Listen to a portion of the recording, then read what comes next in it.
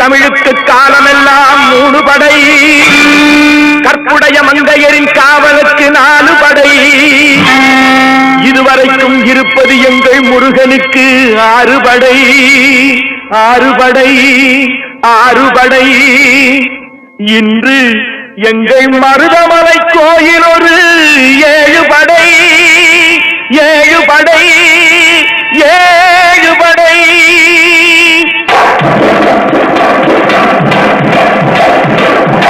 மருதமலைக்கு நீங்க வந்து பாருங்க, ஒரு தரம் மருதமலைக்கு நீங்க வந்து பாருங்க, ஈசன் மகனோடு மனம் விட்டு பேசி பாருங்க. மருதமலைக்கு நீங்க வந்து பாருங்க, ஈசன் மகனோடு மனம் விட்டு பேசி பாருங்க.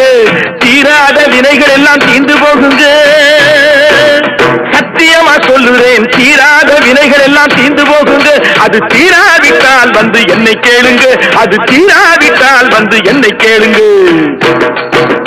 மருதமலைக்கு நீங்க வந்து பாருங்க.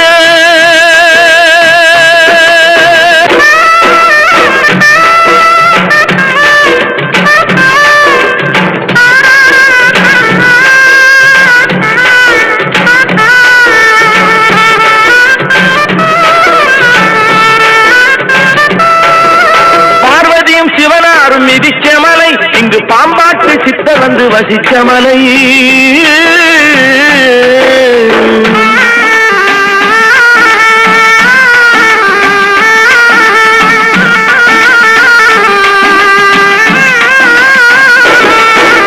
பார்வதியும் சிவனாரும் மிதிச்ச மலை, இங்கு பாம்பாட்டு சித்தர் வந்து வசிச்ச மலை.